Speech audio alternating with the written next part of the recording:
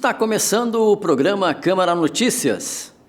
Os advogados da imobiliária Sumaré foram recebidos pelo vereador Ronilson Guerreiro para tratar da situação dos moradores do Bosque da Saúde.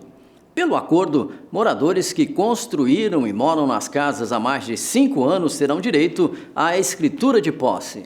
Já os terrenos apenas cercados e quem não conseguir comprovar que vivem no local no tempo acordado ficarão sem direito ao documento do imóvel. Após o tumulto da última semana, Guerreiro se reuniu com os moradores e se comprometeu em intermediar uma solução. A Câmara de Campo Grande oficializou a criação da Comissão Permanente das Causas Indígenas. O colegiado é composto pelos vereadores Coronel Vila Sante como presidente, professor André Luiz na vice-presidência, Luísa Ribeiro, Zé da Farmácia e Ademir Santana. O objetivo é desenvolver uma política municipal consistente que atenda às comunidades indígenas. Ainda na sessão, os vereadores aprovaram um projeto do presidente da Casa, Carlos Augusto Borges Carlão, para identificar residências com pessoas com hipersensibilidade auditiva. Os vereadores de Campo Grande aprovaram 5 projetos e mantiveram um veto do Poder Executivo durante a sessão ordinária.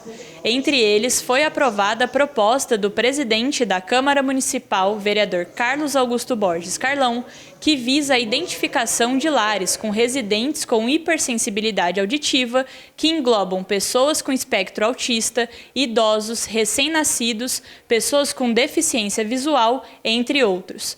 De acordo com o projeto, o objetivo é garantir um ambiente sem sons excessivos. É um projeto de inclusão, né? Eu acredito que desde o início do nosso mandato a gente tem feito isso. A gente fez aqui também o colar de girassol, que identifica crianças autistas, né? E esses dias eu estive na escola e ainda vi uma criança com aquele colar.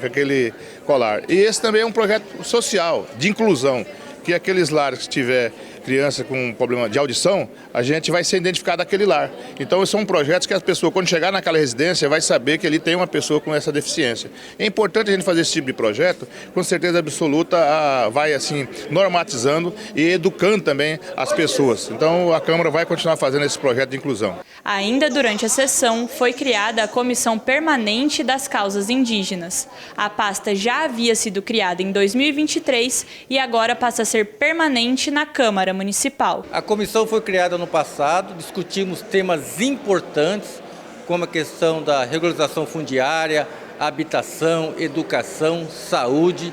Agora, tornando essa comissão permanente, a discussão será mais consistente, mas, acima de tudo, a comissão está dando à comunidade indígena voz nessa discussão. Teremos como pautas importantes como a saúde, a inclusão, combater o preconceito, ouvindo as lideranças, seja no âmbito estadual, como também no âmbito municipal. Eu penso que os cerca de 20 mil indígenas ganham nesta casa uma voz importante de reivindicação das suas demandas e essa comissão, nesse momento, será presidida por nós. É um instrumento importante de voz desses cerca de 20 mil indígenas existentes aqui em Campo Grande. Os vereadores da Câmara Municipal derrubaram veto parcial do Executivo ao Fundo de Investimentos Sociais, garantindo a aplicação, através de emendas dos parlamentares, mais de 8 milhões de reais em áreas sociais da capital. Eles também derrubaram o veto da prefeita às emendas ordinárias dos vereadores, incluídas no orçamento do município. Durante a sessão ordinária, os vereadores derrubaram um veto parcial do Poder Executivo. A proposta vetava mais de 8 milhões do Fundo de Investimentos Sociais, que são assegurados para a destinação dos vereadores. O texto enviado pela Prefeitura justifica que estes recursos inviabilizam as ações diretas realizadas pelo Executivo Municipal. Os vereadores também derrubaram veto da Prefeitura a todas as emendas ordinárias apresentadas pelos parlamentares, que totalizam 431 emendas. Primeiro que o FMIS é um ganho do Poder Legislativo de há anos atrás, não é de agora. E que atende as entidades, que faz filantropia, que seria parte do governo fazer, da Prefeitura fazer, eles fazem como entidade filantrópica. E a Câmara faz essas emendas ajudando essas entidades. Então eles tinham vetado na íntegra e a gente derrubou o veto. A outra questão, as emendas indicativas que está dentro do orçamento, essas emendas não são, assim, não são obrigatórias a prefeita cumprir as emendas. Elas são indicativas dentro do orçamento. Tem emendas aí que elas têm vários anos e não foram cumpridas até hoje. Então, como são emendas indicativas, por que não permanecer no orçamento e o vereador fazer o trabalho no bairro que fez? E algumas dessas emendas podem acontecer na prática, mas não são obrigatórias. E eles vetaram. Para a gente entender que não vai prejudicar o erário, não vai prejudicar nada da prefeitura, a gente derrubou o veto. E mantivemos o veto naquela questão que eles mandaram um artigo que todo o excesso da arrecadação não entrasse na cota dos 15% de suplementação. Aí a gente viu isso e fez uma emenda que todo tipo de suplementação passasse pela Câmara. E se nós derrubássemos o veto, eles perderiam os 15% que já estavam na LDO. Então a gente manteve esse veto para não prejudicar o Executivo, mas também derrubamos o veto onde a Câmara seria prejudicada e os vereadores também. Os vereadores aprovaram ainda outros 5 projetos de lei. O ano passado, 7 pessoas em situação de rua foram assassinadas em Campo Grande. A informação é do diretor de comunicação da Associação Águia Morena de Redução de Danos, Kedney Araújo.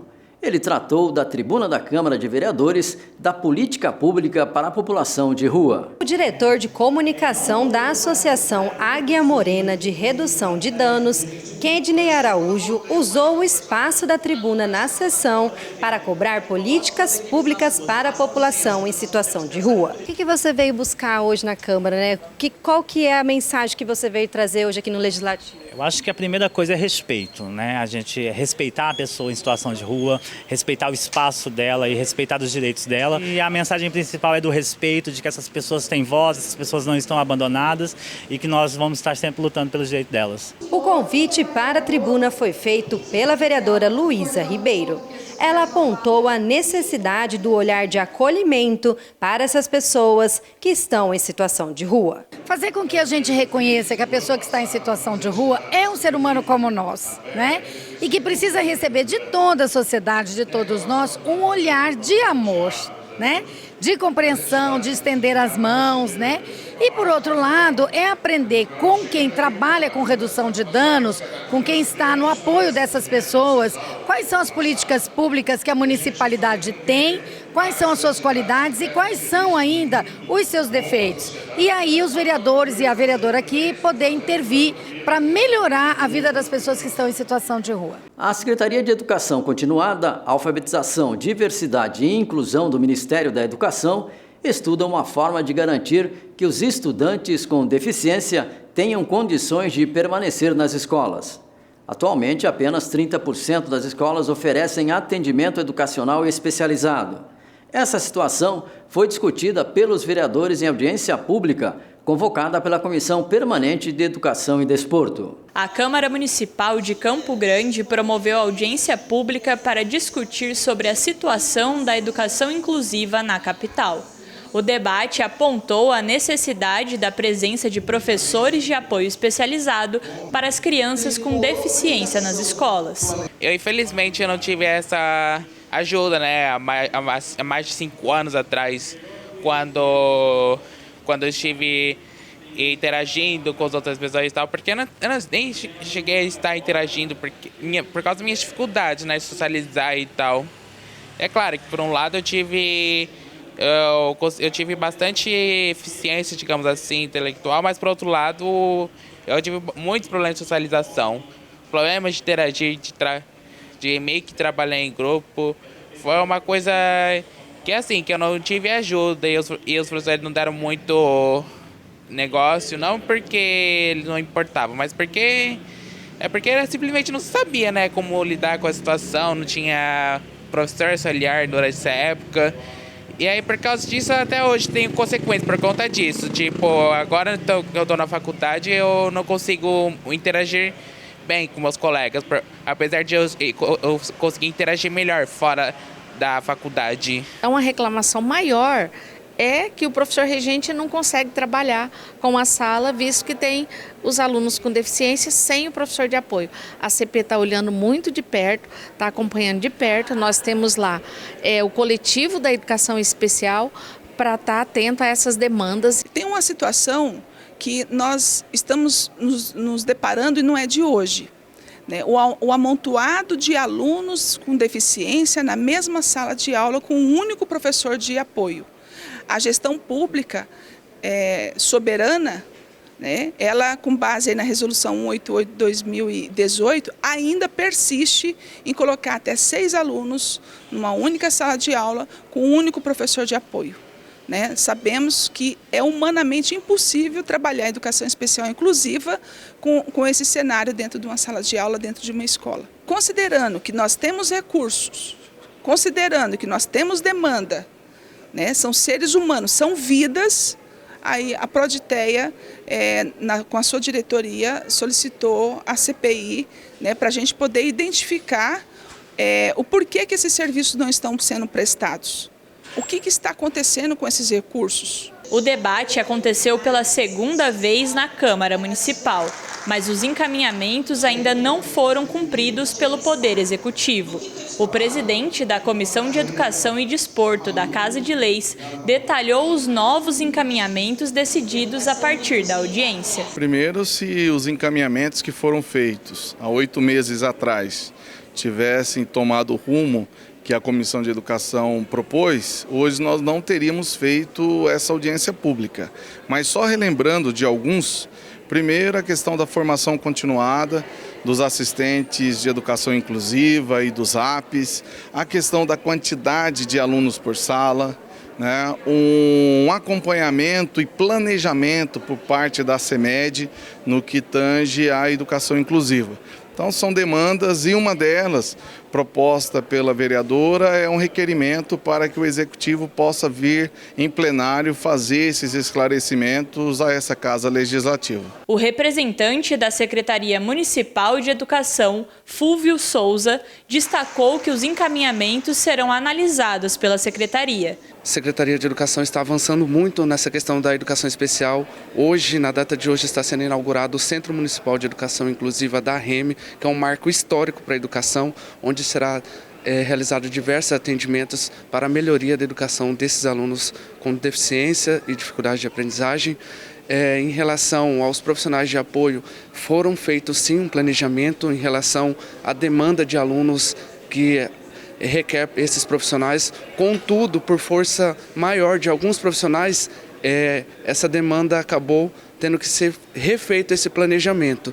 Mas todas as demandas aqui propostas serão encaminhadas ao secretário. A Câmara permanece aberta ao público para as sessões e audiências públicas no formato presencial.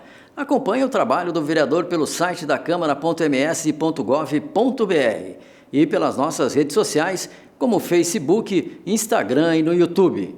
Além da TV aberta da Câmara no canal 7.3 e na Rede E, canal 4.2.